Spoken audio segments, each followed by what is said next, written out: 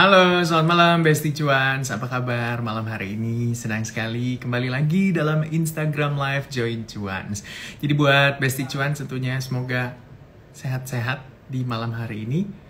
Jangan lupa juga buat Besti Cuans untuk buka akun Saya Kaya via aplikasi Cuans. Kamu bisa langsung dapetin reksadana pasar uang sebesar Rp15.000. Kamu juga bisa buka opening akun Mirai, Sukor, Enak Korindo. Ada cashback up to Rp150.000. Dan juga harus diingat, kita disclaimer on lagi kalau Instagram live kita malam hari ini juga tidak ada rekomendasi paksaan jual atau beli. Dan juga ingat, Cuans tidak menerima titipan dana. Kalau titipan doa supaya Cuans cuan terus, boleh. Oke, kita langsung saja karena Instagram live malam hari ini tuh kita mau bahas soal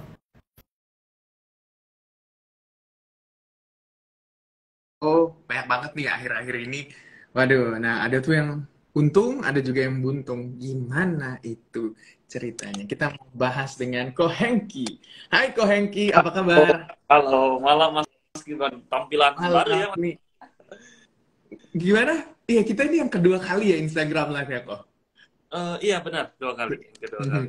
Heeh. Nah, kita mau cerita-cerita soal peluang multi-bagger saham IPO. Tapi sebelum kita bahas daging-dagingnya, saya minta dulu nih review dari IHSG dari kacamata Ko Hengki melihat IHSG yang Hmm. akhir-akhir ini tuh ya kalau bisa dikatakan agak sideways, katalisnya juga minim Hmm. menghadapi 2023 padahal udah bulan 4 berarti udah kuartal kedua tapi masih gitu-gitu aja nih. Gimana tanggapan Ko Hengki? Oh, kalau IHSG ya, sepi ya. Pasti semua orang setuju itu sepi gitu. Benar. Eh, eh, sepi ini ya, yang transaksi mayoritas kalau kelihatan, apalagi second sama third liner, itu hanya retail-retail biasa aja yang transaksi gitu. Jadi saham-saham yang biasanya naik, ya naiknya jadinya nggak banyak gitu. Naik dikit orang-orang pada TP, naik dikit orang-orang pada TP. Nah, aku ada sempat ngobrol sama petinggi lah, bukan petinggi lah, mungkin dia maintain emiten atau segala macam. Aku ngertinya dia maintain emiten gitu. Terus aku ngobrol, aku naik dia, eh liburan terus bro, golf terus nih, nggak kerja tuh gitu kan. Terus dia jawab, ya ngapain gitu, nanti kalau harga sahamnya naik pasti pada TP gitu, ngapain kasih mereka TP, biarin aja dulu nanti mereka stres. Nah Mhm. maka dari itu ya beberapa orang ngomongnya kayak gitu, dan yang Mhm. ngomong itu bukan retail-retail biasa. Jadi sangat wajar kalau misalnya IHSG kita sepi, tapi menurut saya akan rame lagi ketika after lebaran, ditambah lagi banyak yang IPO. Jadi kalau untuk sekarang sih kurang cocok ya buy on breakout ya, rata-rata pasti Mhm. false break karena dianya sepi gitu, naik dikit orang pada TP, naik dikit pada TP. Jadi sekarang itu lebih enak itu koleksi barang-barang Mhm. yang bagus, Mhm. menurut saya gitu. Iya, benar-benar. Apalagi kalau melihat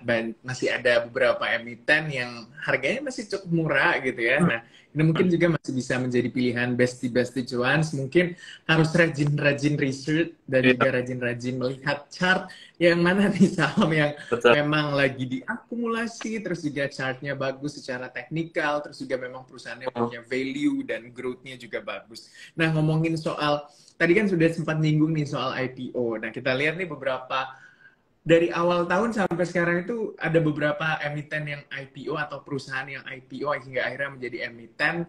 Ada yang untung, ada yang buntung gitu ya, ada yang naiknya ratusan persen, ada yang turunnya juga nggak ketulungan gitu ya, bahkan yang Betul. turun ke bawah harga IPO-nya. Hmm. Nah, ini kan berarti harus kalau bisa dikatakan beli saham IPO itu agak sedikit apa ya, ya tidak pastinya lebih jelas pasti karena kan nggak ada kecuali kita lihat prospektusnya kok ya benar-benar melihat secara fundamental karena teknikalnya belum ada. Kalau dari Kohenking lihatnya seperti apa? Kalau saya lihatnya itu dari penjatahan. Mhm. Itu yang paling penting gitu. Mhm. Kalau berbicara mengenai prospektus, aku angkat tangan gitu. Mhm. Aku baca aja enggak gitu. Aku tahu lini bisnisnya aja nggak pernah tahu gitu. Kecuali dari namanya jelas-jelas transportasi. Oh itu pun saya nebak gitu. Transportasi ini gitu. Tapi ya bisa jadi bukan transportasi juga. Saya juga nggak tahu. Nah kalau saya sih lihat dari penjatahannya, allotment, dan saya sih nggak pernah pesan pre-IPO gitu. Hmm. Kenapa? Alasan saya nggak pernah pesan pre-IPO, menurut saya resikonya nggak masuk gitu. Kita pesan 100 juta. dapatnya 1% gitu kan, dapat 1 juta gitu, dapat 1 juta dia mau ARA 10 kali, ya let's say dia 200%, kamu 1 juta jadi berapa? Cuma 2 juta, 3 juta, malasin banget gitu. Tapi kalau misalnya 100 juta dikasih allotment 100%, saya yakin ARB besok gitu. Dan nggak mungkin sekali 5 kali ARB. 5 kali ARB ya wassalam gitu. Jadi nggak pernah kalau saya pesan IPO, saya biasanya post IPO gitu. Post IPO allotment, ada hitung-hitungannya juga gitu ya kan, kita bisa, terutama yang baru IPO enak untuk ngehitung pasarnya gitu. Karena belum banyak beredar. Jadi itu sih kalau saya lihatnya, kalau prospektus nggak pernah, tapi kalau yang kalau orang pakai technical ya gitu ya, technical apalagi 1 jam, 1 menit, itu udah nggak usah dihiraukan gitu, karena aneh gitu. Candle-nya belum ada, tiba-tiba pakai technical 1 menit, itu biasa mengada-ngada. Dan kebanyakan itu dia punya barang. Pasti dia baru, aduh gimana caranya, udah cari-cari yang 1 menit aja. Jadi seperti itu. Oke, berarti udah terjawab kalau Ko Hengki nggak pernah pesan pre-IPO. Biasanya melihat dulu ya, setelah misalnya dia udah benar-benar IPO, melihat dulu perjalanannya juga seperti apa. Nah, ngomongin juga soal peluang multi-bagger di IPO ini, Besti Cuan boleh tanya ya, itu ada kolom Q&A di bawah, nanti boleh taruh pertanyaannya, nanti saya bantu angkat, nanti dibantu jawab juga sama Ko Hengki. Jadi jangan komen atau bertanya di kolom komentar, karena takutnya ketimpa kan. Jadi bagusnya taruh langsung di kolom Q&A nih Besti Cuan. Nanti kita pasti baca kok kalau di kolom Q&A. Yang penting pertanyaannya nggak redundant. Kalau udah ada yang nanya, nggak ditanya lagi karena udah dijawab. Oke?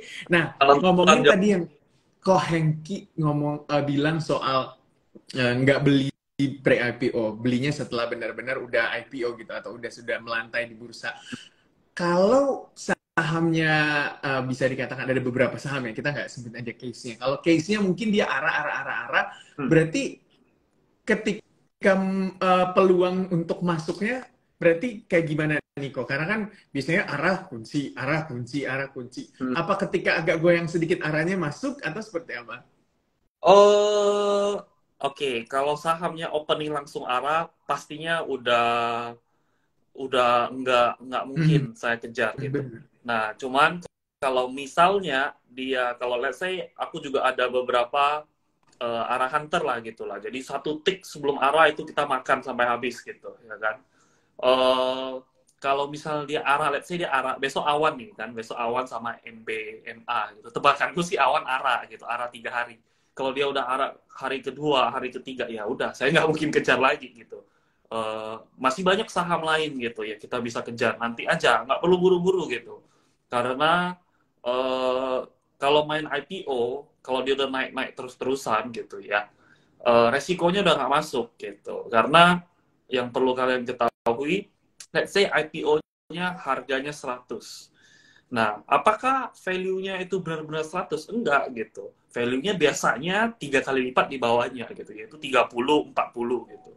Kok bisa jadi di nilai harga 100? Itu ada namanya financial engineering gitu. Itu tugasnya biasa, apa ya sebutannya ya? Kalau di luar negeri mungkin investment banker gitu lah ya, IB-nya gitu. IB-nya nanti ya, makanya kalian sering lihat lah sebelum IPO asetnya cuma 100 miliar.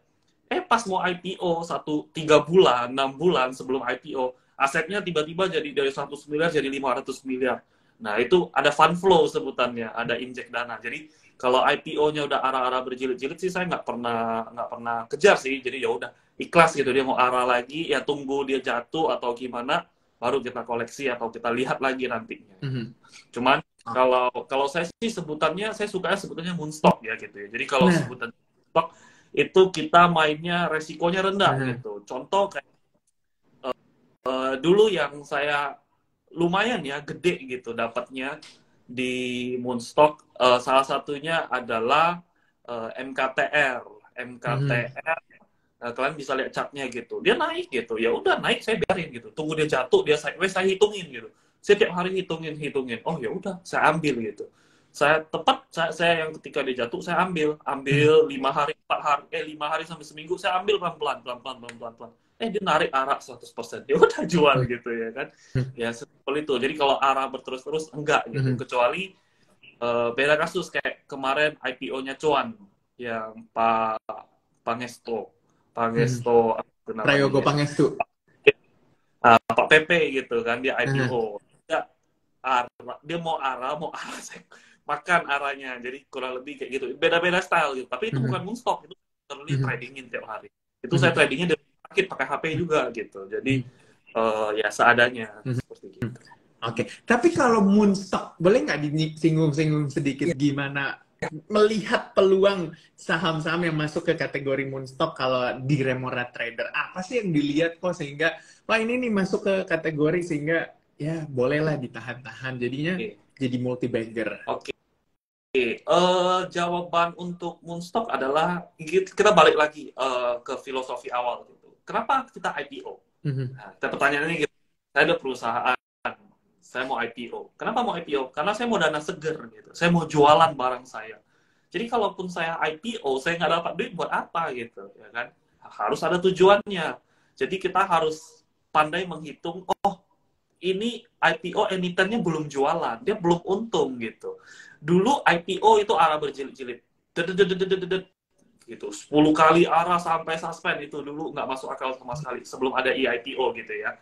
Nah, kenapa seperti itu? Karena ketika IPO, semua barang itu di mereka sendiri. 100%, let's say dia nge-offer ke masyarakat. Saya offer ke masyarakat 10%, yaitu 10 juta lot gitu. 10 juta lot ini dia pegang sendiri semua, dia nggak harus bagi.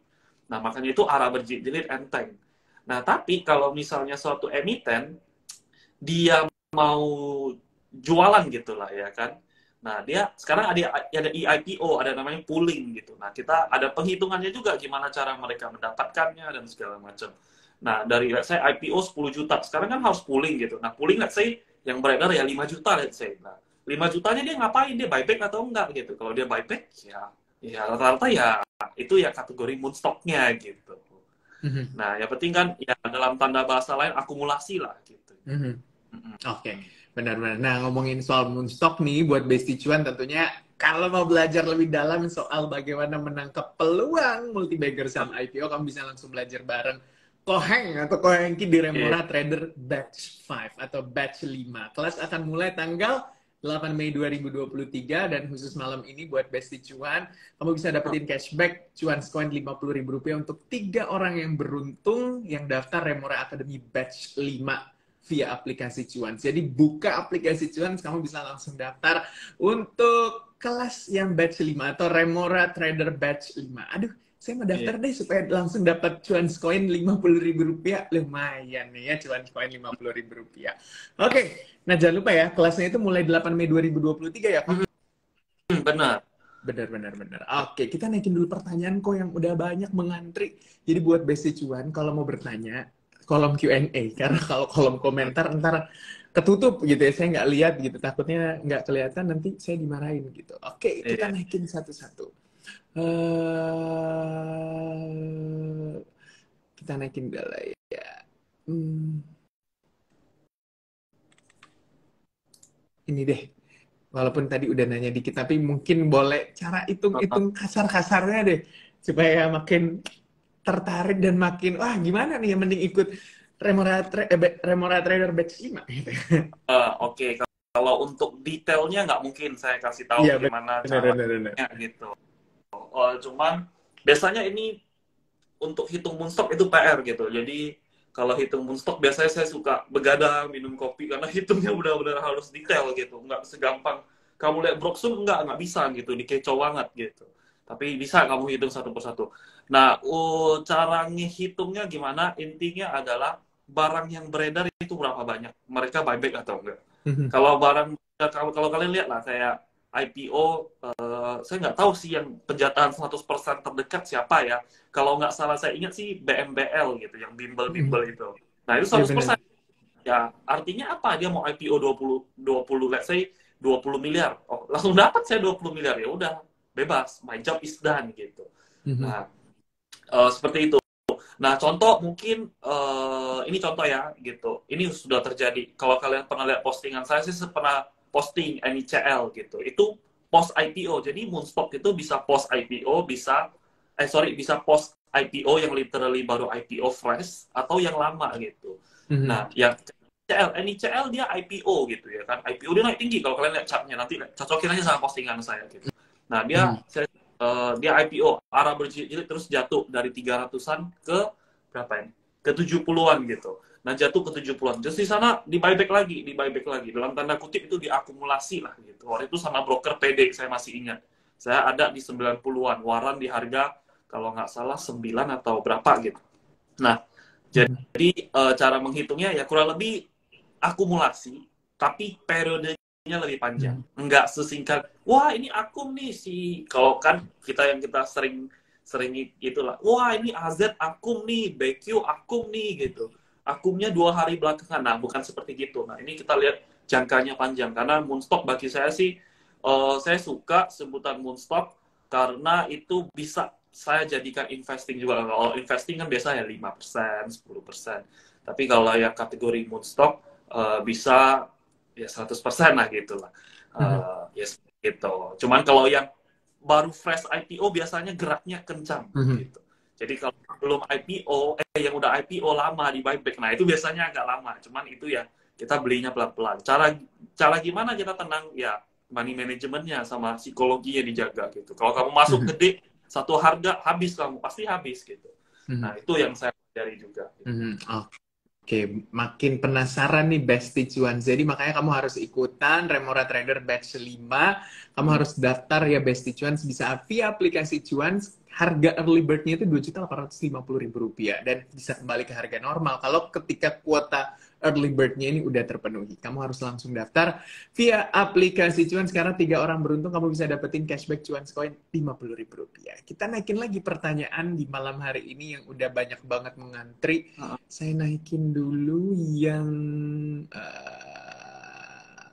oke, ini banyak yang nanya sahamnya langsung. Oke, ini aja nih. Kalau cara lihat emiten IPO yang allotment-nya dikit gimana kok? Untuk tahu allotment dikit atau besar kalian nggak mungkin tahu gitu. Nggak mungkin tahu. Yang kalian tahu ketika kapan? Ketika udah masuk RDN kalian. Nah, which is kalau kita tahu itu telat. Jadi saya nggak pernah pesan IPO. Saya pernah mau pesan IPO gitu ya kan. Cuman saya mikir-mikir capek banget gitu kalau pesan IPO dapatnya dikit, tapi kalau dapat dikit arah berjilid saya gatal gitu. Saya orangnya gatalan gitu. Gatalan dalam artinya kalau di Porto ini gitu dong sih saya malas gitu lah. Ya dikit-dikit mending saya buang. Nah, dalam bahasanya seperti gitu. Jadi untuk cara lihat emiten allotment-nya dikit, ya kamu harus tanya temanmu yang pesan dapatnya berapa. Nah, itu kamu kira-kira. Nggak mungkin kamu bisa tahu gitu. Benar. Nah, tapi kalau melihat potensi multi-bagger di saham IPO, apakah historical underwriter-nya sukses di IPO sebelumnya ini juga bisa jadi pertimbangan kok, atau seperti apa? Kalian harus tahu konsep underwriter gitu. Underwriter itu dia yang nge-IPO-in. Jadi let's say contoh lah, saya selalu common sense. Karena semua nggak akan berjalan kalau nggak ada common sense gitu. Nah, common sense-nya kalau saya mau IPO, saya Konglo lah, saya ada 10 perusahaan. Saya hari ini IPO di underwriter yang paling terkenal UOB AI gitu ya kan. Nah, saya AI. Tahun depan saya IPO, saya mau ganti jadi Mirai boleh nggak? Ya boleh-boleh aja, suka hati saya dong gitu ya kan. Nah, jadi underwriter-nya nggak mempengaruhi, cuman bisa diklasifikasikan jadi 2 gitu. Yang biasa underwriter-nya zombie gitu ya kan. Nah, underwriter-nya zombie itu apa? Brokernya nggak jelas, bukan yang common. Itu bisa tebak gaya mainnya. Cuman kalau orangnya sama atau enggak, ya kita nggak perlu tahu juga gitu. Karena semua orang cari untung. Semua orang IPO itu cari untung. Kalau misalnya dia hari pertama listing, dia mau cari 100 miliar, ada yang mau beli 100 miliar, dia jual nggak 100 miliar? Dia jual gitu. Ya ngapain orang udah mau 100 miliar gitu. Nah, biasa ada atraksi. Kenapa ada atraksi? Karena nggak laku barang dagangannya. Jadi harus ada atraksi. Jadi underwriter-nya nggak mempengaruhi, ya paling mempengaruhi 10% lah dari 100% gitu. Bukan tolak ukur. Oke. Saya naikin, ini ada yang nanya kok, tapi nyebut emitennya boleh saya naikin atau enggak nih? Nggak masalah. Oke, saya naikin ya. Oke. Nih, bahas FUTR kok, lihat dari BDM-nya banyak yang nyangkut tapi tidak bagus secara teknikal. Wah, gimana tuh? Nah, FUTR yang perlu kalian ketahui. Ini tips ya, tips ya. Tips untuk IPO saham-saham waran. Mungkin ada yang nanya juga, Sage gimana? Sage Iya, gimana? ada yang nanya juga itu kok. Sage populer lah gitu lah, karena dia agak agak gila tuh Sage gitu kan. Dia dari 5% tiba-tiba arah Z gitu kan. Terus dari arah ARB lagi. Wah, itu kata orang sih zaman-zamannya Pak Beni Cokro ya seperti gitu. Cuman kalau misalnya kayak FUTR atau apa, ada warannya. Kamu perhatikan warannya gitu. Kan orang bisa hitung juga ada rasio berapa banding berapa. Let's say IPO 10 juta lot. Rasio 2:1, artinya ya 5 juta lot gitu, ada waran gitu. Waran itu free money. Jadi untuk saya terbitin waran, saya nggak butuh apa-apa, saya cuma tinggal datang gitu kan ke OJK gitu, ke bursa gitu kan. Saya mau terbitin waran dong, ini berapa banding berapa gitu. Nah udah terbit gitu. Which is itu artinya adalah free money. Makanya biasanya mereka pada jualan warannya dulu. Kalau biasanya ada warannya gede, itu sahamnya rata-rata arah dulu. Kenapa? Karena dia mau jualan warannya gitu. FUTR ini juga sama, dia ada warannya. Dia udah jualan waran kotos-kotos gitu ya kan. Jualan warannya sudah panen. Jadi udah panen waran tinggal jual ke bawah induknya gitu. Karena waran itu literally 5 sampai 10 M mereka dapat secara gratis, secara cuma-cuma. Dan kalau kamu nanya FUTR banyak yang nyangkut gitu. FUTR itu waktu itu pas pertama kali IPO itu dapat lumayan di FUTR, dia arah 2-3 hari saya lupa gitu. Cuman saya nggak bohong di hari ketiganya. FUTR ini dia crossingan, itu yang bikin saya udah malas gitu. Crossingan gimana? KI ke MG, kalau nggak salah ada beberapa broker ya saya ingat. KI, MG, YB, CP sama SH.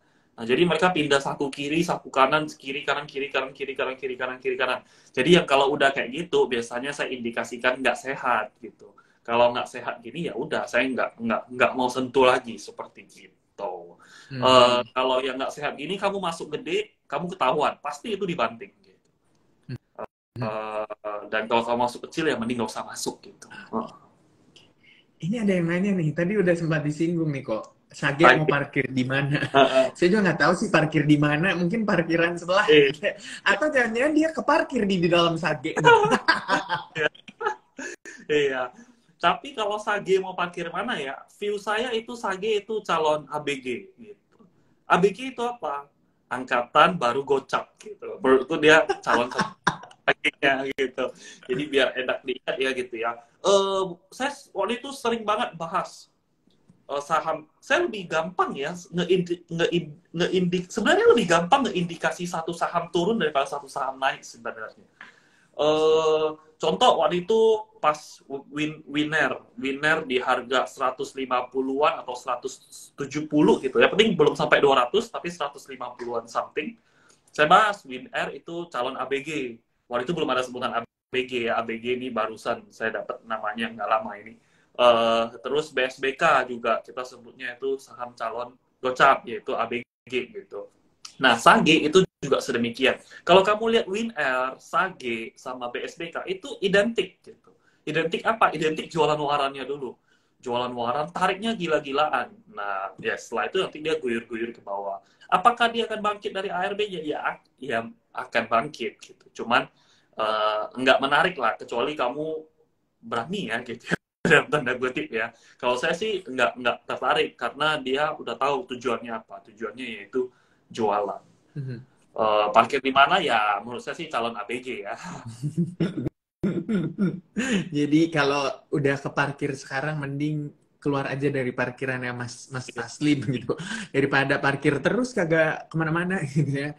Oke, kita naikin lagi. Itu naiknya berapa ratus persen loh. Jadi kalau udah naik berapa ratus persen kamu beli di atas, terus kamu ketika dia kena ARB kamu nggak buang ya something is wrong with your setup gitu. Benar setuju. Ini ada yang menarik kok ini pertanyaannya. Saya suka nih.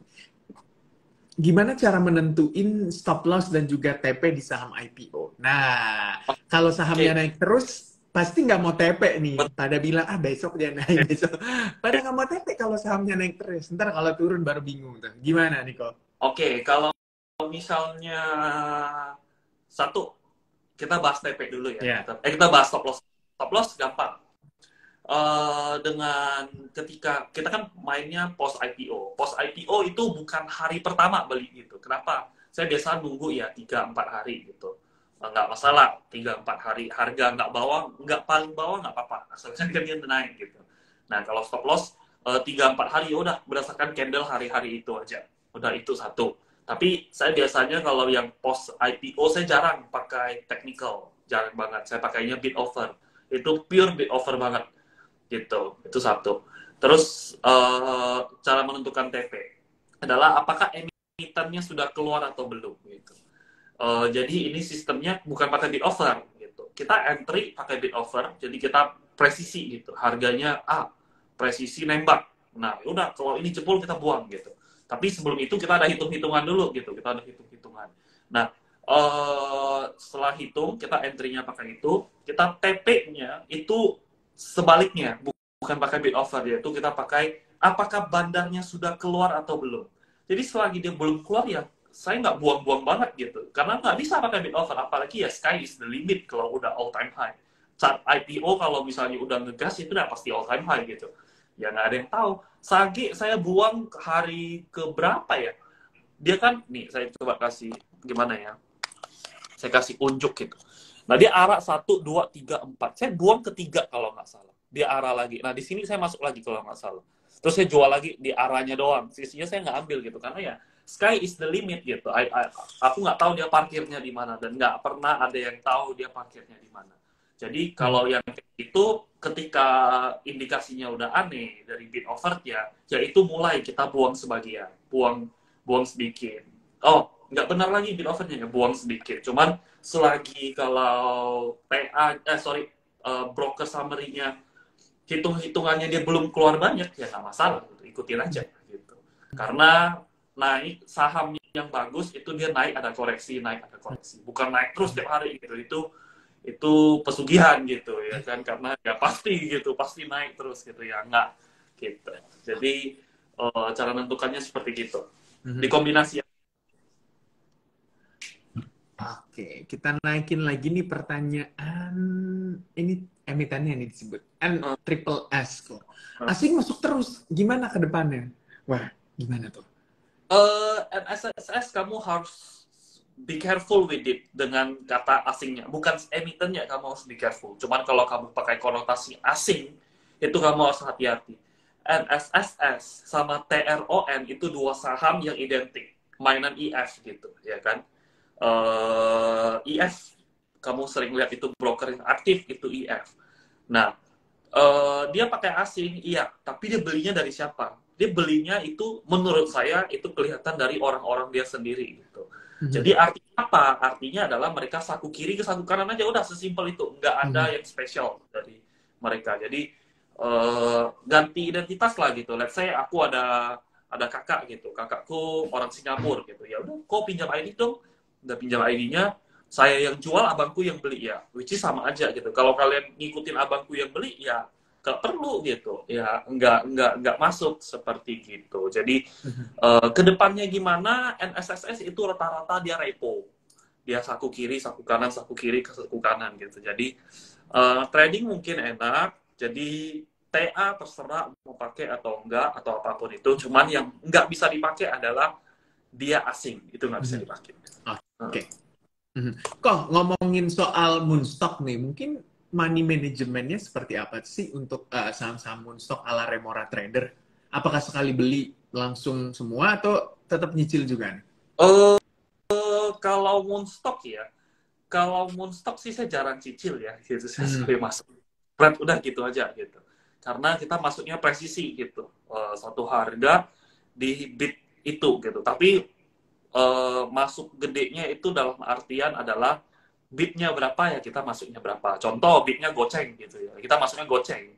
Kalau bidnya ceban ya kita bisa masuk ceban ya kita masuk ceban gitu, karena ya yakin gitu. Karena dari bisa dibilang dari 10 atau berapa moonstockku gitu ya, cuma satu yang gagal, yaitu crab gitu, cuma satu doang.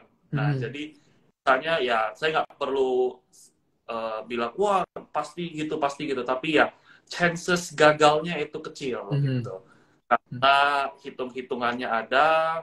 Sahamnya sih rata-rata luar biasa ya, kayak itu kayak CBUT, MMIX gitu, NKTR, Halo. Nah, jadi sahamnya ya rada-rada nggak jelas lah ya, saya juga nggak tahu bisnisnya apa, cuman kasih untungnya lumayan. Nah, jadi Moonstock sih saya masuk sebisanya saya dorong masuk semua gitu. Oke, ini menarik nih. Jadi sekali masuk, kalau misalnya naik terus nggak tambah barang lagi kok, nggak average up. Enggak, saya biasa tambah barangnya itu di beda porto, jadi saya tradingin. Jadi ya di RDN lain lah ya, Betul, ceritanya di betul. Jadi sekuritas lain. fungsi RDN lain itu bagiku adalah kita tembak naik ke atas. Bukan tembak dalam artian kita ngegoreng ya. Kita ada beli satu harga yang gede di bawah gitu. Ya udah, ya swing namanya ya kan. Pasti ada drama, ada naik turun gitu. Nah, ya naik turun itu yang kalau yang swing dari bawah ya nggak perlu ikutin dramanya. Cuman kalau kita sebagai trader ya pasti mau tradingin gitu. Kita udah panteng tiap hari gitu. Wah, ini siap-siap turun nih. Ya nggak mungkin kita TP yang gede dong. Ya kita siap-siap jemput pakai yang satunya lagi. Jadi saya biasa. Oh ya tuh sama Suni. Suni saya gagal juga gitu. Kenapa Suni saya gagal? Karena ternyata yang main itu direksinya. Nah, jadi dari Moonstock juga bisa ketahuan kalau emiten itu ada market makernya nggak sih gitu. Kalau Suni itu nggak ada gitu. Perusahaannya terlalu wonderful kan. Jadi mereka nggak perlu market makernya. Malah direksinya yang close ketika ARB gitu kan. Ya, nah, benar. Jadi ketahuan nih kalau di Moonstock semuanya bisa kebaca. Makanya Besti Cuan harus ikutan kelas Remora Trader Batch 5. Ini kelasnya akan mulai tanggal 8 Mei 2023. Besti Cuan bisa daftar via aplikasi Cuans. Kamu bisa dapetin cashback Cuans koin Rp50.000 untuk 3 orang yang beruntung untuk yang daftar Remora Academy Batch 5 via aplikasi Cuans. Ingat, sekarang tuh harganya Rp2.850.000. Ini di early bird. Kalau early bird-nya udah penuh, itu harganya bisa kembali normal lagi. Jadi buruan daftar sekarang juga untuk Remora Trader Batch 5. Kamu harus ikutan ya Besti Cuan. Sekarang menarik banget nih, banyak yang bisa dipelajarin di sana. Berapa hari sih kelasnya kok? 2 bulan. 2 bulan? Biasa sih saya kasih, wow. Ya, saya sih biasa kasih 3 bulan ya, bonus 1 bulan gitu. Kalau misalnya indeksnya nggak mendukung, biasa saya kasih 4 bulan. Karena ya bagi saya sih trading itu bukan suatu yang mudah gitu. Jadi nggak mungkin bisa dalam waktu 3 hari, 5 hari gitu, nggak mungkin gitu. 2 bulan aja ya bagiku itu kita study case. Kalau ngajarnya lama gitu, kita langsung materi gitu ya, kan sampai paham, udah paham, ya udah kita study case terus-terusan gitu. Ya selama 2-3 bulan gitu, karena ya namanya sekolah ya nggak mungkin lah ada sekolah SD cuman hanya 1 minggu gitu ya, nggak masuk akal. Jadi tiap hari bener-bener interaktif ya kok di kelasnya? Oh iya, jadi kita di kelas interaktifnya adalah saham-saham yang mostly saya mention gitu. Saya juga typical trader, bukan sekali stock pick 10 gitu. Oh, saya nggak suka, saya juga anti seperti gitu. Saya kalau stock pick 2, 3 gitu ya. Kalau market ya rata-rata yang perlu diajarin banget itu ya scalping gitu, dari bid offer, scalping, fast trade. Nah, seperti gitu. Kalau Moonstock ya biasanya ya after market, saya sudah hitung-hitung. Ini kategori Moonstock, udah saya lempar. Nanti mereka seharusnya itu bisa paham sendiri, karena kan sudah dijelasin semuanya gitu. Oke. Kita naikin lagi pertanyaan nih kok. Ini, berapa persen Porto sekali masuk emiten Moonstock kok? Porto saya bukan persen portonya, yang saya peduli itu bidnya gitu. Jadi kayak contoh, kalau Porto ya, contoh nih, saya nggak apa-apa saya sebut satu emiten yang masuk kategori sebenarnya dalam tanda kutip Moonstock gitu lah ya, yaitu PGO, Pertamina itu gitu. Orang trauma gitu, saya masuk gitu. Coba saya masuknya berapa? Harga berapa ya? 700 lebih sedikit gitu, nggak beda-beda jauh banget dari sekarang. Nah kalau seperti itu itu kan bidnya ya berapa ribu gitu, berapa ribu ya bisa berapa ratus juta. Saya masuk maksimal itu 2 bit gitu. Jadi let's say dia bitnya biasanya, kita harus perhatikan dulu bitnya biasanya gimana. Oh biasanya 3.000, 3.000, 5.000, 5.000, 5.000, 5.000. Oke, ya udah saya maksimal masuk 6.000. Jadi ya seperti gitu. Kalau misalnya dia kiri kanannya 10.000 gitu, oh ya udah saya masuk 20.000 maksimalnya. Jadi ya tergantung harga sama bisa keluarnya. Saya nggak peduli masuk berapa persen. Saya kalau bisa all in, saya all in beneran gitu. Karena ya all in jagain satu itu lebih seru, lebih gitu daripada banyak tapi nggak ngaruh, nggak impactful ke apa tuh ke porto gitu. Buat apa kalau sahamnya naik 100%, 200%, tapi kalau kamu masuknya kecil gitu, ya nggak ada artinya gitu. Mending sahamnya naik 10%, tapi portomu kembang 10% gitu. Nah, saya sebenarnya lebih gitu. Cuman, ya kita tergantung lagi lihat kondisi bid offer gitu. Oke, ini ada yang nanya kelasnya online atau offline nih kok. Mungkin bisa dikasih gambaran 2 bulan itu kayak gimana nih gambaran kelasnya? Biar ada gambaran nih besti-besti cuan yang udah nanya nih. Kelasnya pasti online, nggak mungkin offline gitu. Karena 2 bulan gitu, mau offline nanti ke kantoran kita. Sekolah itu kalau offline 2 bulan kok. Di internship jadinya. Jadi itu online. Biasanya itu biasanya ya siapa yang subscribe di luar ya kita invite di luar. Jadi kita ngobrol. Oh udah sentil-sentil lah, tapi belum ke materi.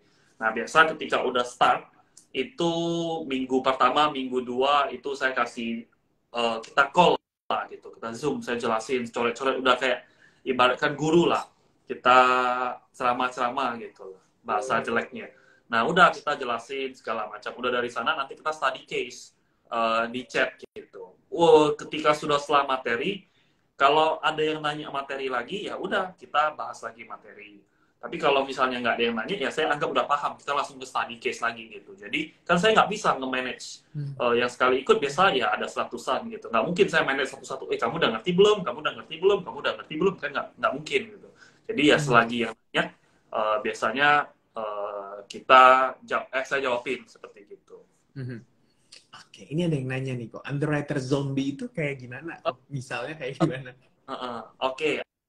Underwriter zombie. Underwriter zombie itu adalah emiten underwriternya itu nggak banyak dikenal. Contoh yang paling banyak dikenal apa? Mirai, Indo Premier. Kalau IPO di dunia IPO AI, UOB gitu. Sukor, Samuel itu saham underwriter yang terkenal. Jadi itu bukan masuk kategori zombie gitu. Kalau zombie itu underwriternya contoh Sinhan. Nah, Sinhan apa Sinhan gitu. Coba kamu nanya 10 teman tradermu, naik 100 deh gitu. Nanya, kamu ada RDN apa? Sinhan nggak? Enggak.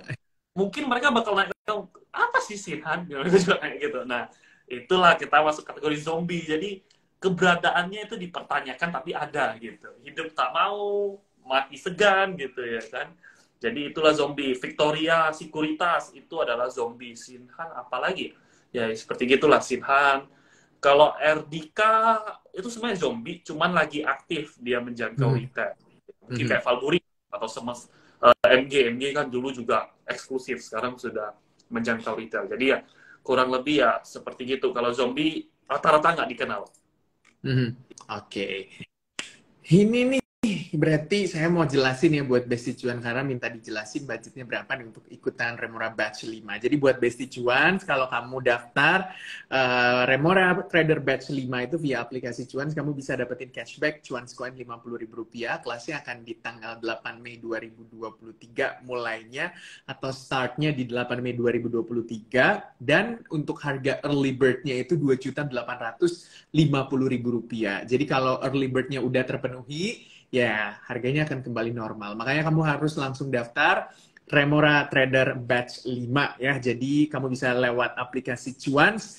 Kalau kamu belum punya aplikasi Cuans, kamu download dulu di App Store dan juga di Google Play Store. Gampang banget, banyak banget fitur dari Cuans tentunya di sana. Banyak fiturnya termasuk fitur nyontek ya. Ada fitur nyontek, tapi nyontek apa tuh? Nyontek yang baik. Karena kita melihat portofolio mentor-mentor saham yang ada di Cuans tentunya. Jadi kamu harus langsung daftar di Remora Trader Batch 5 yang akan mulai 8 Mei 2023. Harga early bird-nya Rp2.850.000. Oke, kita naikin lagi beberapa pertanyaan nih.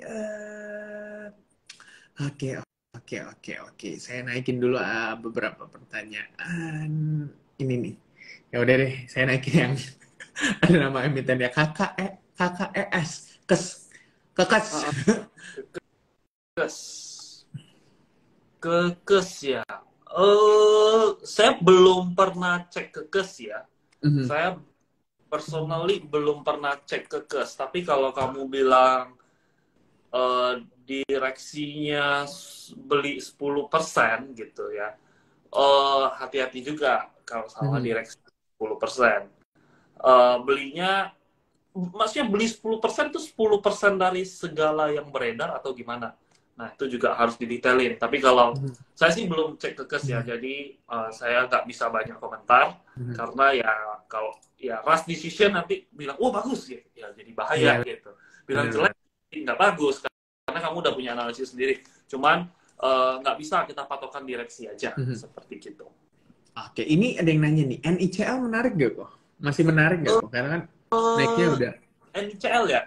NICL saya udah tinggalin ya. Dulu waktu itu saya bikin video gitu, saya TP di 380 atau 378. Yang penting ada 3 bla bla bla 8 gitu ya kan. Saya TP sana. Sebenarnya itu saya sudah jarang lihat NICL gitu karena mereka fokusnya sekarang lebih ke fokus distribusi kelihatannya. Karena ketika dia naik itu, yang pas waktu udah koreksi tajam itu nggak ada distribusi berarti. Tapi kalau sekarang itu saya sudah lumayan, distribusinya sudah lumayan ngeri gitu. Jadi apakah menarik? Udah enggak gitu. Saya bahas menariknya kapan nih? Saya bahas menariknya November, harga 97 gitu. Ya modalnya apa? Modalnya sabar gitu ya. Modalnya sabar ada 200% gitu. Ya baru sabar 6 bulan gitu. Bayangin Pak Rockingham 6 tahun, 16 tahun dia pegang emiten gitu. Kita belajar menjadi beliau, beli saham tidur gitu. Oke. Kok ini ada yang nanya nih, edukasi kelas pas jam market kok. Terus misalnya Trabar online, dan setelah kelas grupnya bubar atau tetap jalan, ada grup alumni atau kayak gimana? Oke, kalau edukasinya materi itu aftermarket, biasanya kita malam gitu ya. Itu literally kan ngajar gitu, aftermarket. Nah, kalau misalnya pas jam market, itu edukasinya itu udah study case. Kita langsung implement ke case gitu. Karena kan banyak orang bilang, wah orang ngeposting gitu ya, wah sahamnya naik segala macam. Ya why naiknya kita nggak tahu gitu. Nah, jadi dari sana ya gini lah. Jadi saya lihatnya sih banyak, saya mengisi kebutuhan lah gitu. Jadi banyak yang bilang gitu, kok dia kasih emiten 10 gitu ya kan. Itu 10 yang naik 3, terus dia bilang wah 3 naik segala macam gitu ya, which is nggak ada orang yang ada gitu karena dikasih 10, orang yang mau pilih aja bingung gitu. Nah jadi kalau saya lebih senang itu 3 emiten aja udah, kita 3 emiten. Lebih baik kita nggak cuan yang lain, nggak apa-apa, mau arah silakan, ya udah yang penting yang kita incar itu ini ya ini gitu, dan kita dari sana kita bisa belajar. Jadi kita edukasinya itu pas jam marketnya adalah ketika kita lagi study case. Dan kalau Trabarnya ya online gitu, ketika live gitu, dan bisa dicek juga gitu. Kalau saya masuknya itu saham-saham liquid gitu. Dalam liquid artiannya apa? Ya artiannya adalah bukan saya sebut saya jual gitu. Itu nggak mungkin karena saya selalu nanti teman-teman bisa sering lihat lah gitu, average saya itu berapa gitu. Ya mentok-mentok paling 1 tick gitu bedanya sama mereka, saya sebut langsung terbang gitu ya kan. Nah, ya paling beda 1-2 tick gitu. Pun kalaupun udah naik, saya nggak pernah bilang kejar. Saya selalu bilang jangan kejar, masih ada hari besok. Nah, terus kemudian setelah selesai grupnya gimana? Selesai grupnya itu kita masukin ke alumni gitu. Jadi alumni, apakah saya aktif? Tentunya kalau misalnya saya nggak buka kelas lagi, saya aktif di sana. Gitu. Cuman kalau misalnya pertanyaan, saya baru nimbrung. Gitu. Oke, ini ada yang nanya kok. Saya udah gabung untuk Akademi Batch 5. Selanjutnya gimana? Mungkin udah daftar ya? Iya, Iya, sabar. Kelasnya 8 Mei, cuy. Lebaran belum nih. Kelasnya 8 Mei. Jadi daftar dulu. Berarti dapatnya early bird 2.850.000 iya. rupiah. Cuma biasa Kalau kamu udah daftar. fokusnya saya invite dulu gitu. Nanti Mhm, setelah lebaran nggak perlu tak sampai tanggal 8 ya kita sudah mulai di luar mhm, seperti itu. Apalagi sekarang kan banyak IPO kan gitu. IPO-nya mhm, pada tanggal apa ya? Setelah lebaran sih. Jadi seharusnya kenapa ya? Kenapa ada batch 5 lagi? Karena waktu itu saya bilang nggak mau buka kelas lagi gitu. Kenapa ada batch 5 lagi? Satu, eh, lumayan banyak yang DM minta buka kelas gitu. Saya bukan mau membanggakan diri, bukan, cuman ada yang minta, lumayan banyak yang minta saya bisa bilang gitu. Bukan bukan 3 orang, bukan 5 orang, tapi puluhan. Itu satu. Terus kemudian kedua, ya banyak moonstocknya gitu. Karena IPO ini kayaknya kebanyakan saham nggak jelas gitu. Jadi kalau saham yang nggak jelas biasanya seru saya gitu. Game-nya itu gila-gilaan gitu. Justru makin nggak jelas, makin game-nya makin gila seperti itu. mhm, mhm. Oke, jadi kok kalau buat Besti Cuans nih, mungkin apa sih yang harus diperhatikan gitu ya untuk seorang trader untuk bisa lebih peka melihat peluang saham-saham yang bisa multi bagger dari IPO. Jadi apa yang harus benar-benar diperhatikan kok? Hmm, yang harus diperhatikan adalah ya transaksinya. Mhm, Transaksinya apakah oke, ini yang saya pelajarin ya gitu ya. Tadi kebetulan ada yang mention Suni kok kita gagal gitu. Yes, Suni kita gagal. Kalau saya gagal saya ngakuin gagal gitu. Suni gagal gitu kan. Kenapa gagal? Karena bukan kenapa gagal ya. Kalau kenapa gagal kan cari alasan. Cuman yang bisa saya pelajarin dari kegagalan Suni adalah waktu itu dia buyback. Kalau kalian lihat itu AI-nya itu borong semua gitu. Nah, ternyata AI-nya itu siapa? AI-nya itu direksinya gitu. Direksinya sendiri, komisarisnya sendiri. Sahamnya naik dikit, direksinya jual. Sahamnya turun, direksinya cut loss gitu. Loh, dalam hatiku, lah ini kok direksinya nggak yakin gitu sama perusahaannya gitu. Tandanya ya nggak ada market maker. Jadi apa yang harus diperhatikan adalah transaksinya.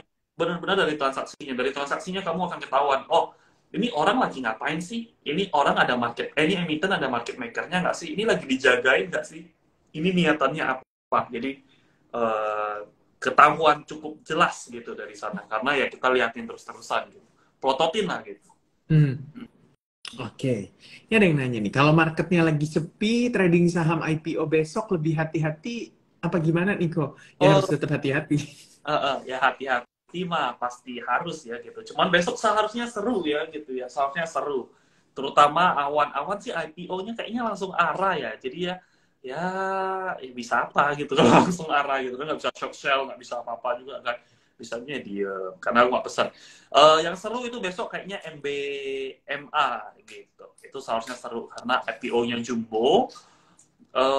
IPO-nya jumbo, orang di belakangnya itu benar, bisnisnya itu benar, ya dari ya historinya oke gitu ya kan. Jadi seharusnya besok nggak akan seberat biasanya kalau kayak saham-saham big caps lain gitu ya kan, berat gitu naiknya, naik 3% aja susah, 5% aja susah gitu ya kan, karena dalam tanda kutip berat. Tapi kalau untuk yang IPO besok MBMA seharusnya dia enteng gitu Mhm, karena mayoritas masih dipegang, dikuasain supply-nya sama mereka mhm. gitu.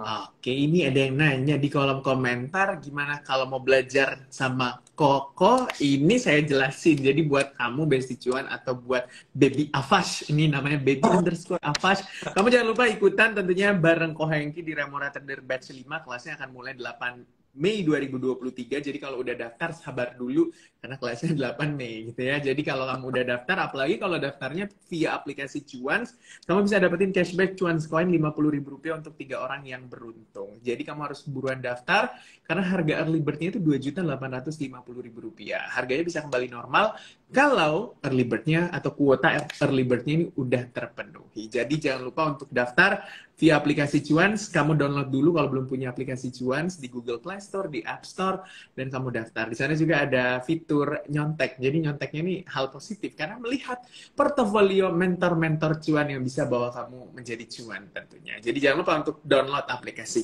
Cuan. Oke, nah Ko Hengki karena waktunya terbatas, terakhir mungkin ya. Buat Besti Cuan, mungkin Ko Hengki punya pesan-pesan nih buat menghadapi market yang agak sideways dan juga cukup sunyi-sunyi ini. Oke. Oke. Oke. Ketika waktunya agresif, kita agresif. Ketika waktunya defensif, kita defensif. Ketika bukan trader, kita trader tuh cari profit gitu. Jadi bukan cari transaksi yang banyak. Kita nggak perlu transaksi banyak. Kita butuh transaksi satu yang benar dan hit jackpot. Nah itu yang penting kalau menurut saya gitu. Jadi saya sering lah gitu. Dulu literally kecanduan. Kecanduannya apa?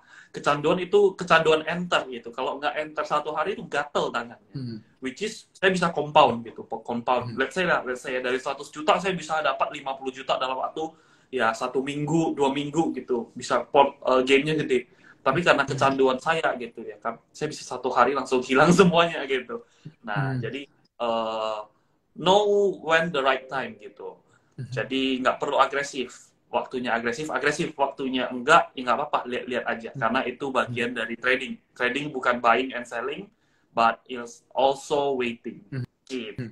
Oke, ini pesannya sangat menarik. Jadi buat Besti Cuan, kalau makin tertarik untuk ikutan belajar bareng Ko Hengki, kamu jangan lupa untuk ikutan Remora Trader Batch 5. Rp2.850.000 untuk early bird. Kalau early birdnya udah terpenuhi, harganya akan kembali normal. Kelasnya mulai tanggal 8 Mei 2023. Bisa daftar via aplikasi Cuan, tentunya kamu langsung bisa dapetin Cuan Coin Rp50.000 untuk 3 orang yang beruntung.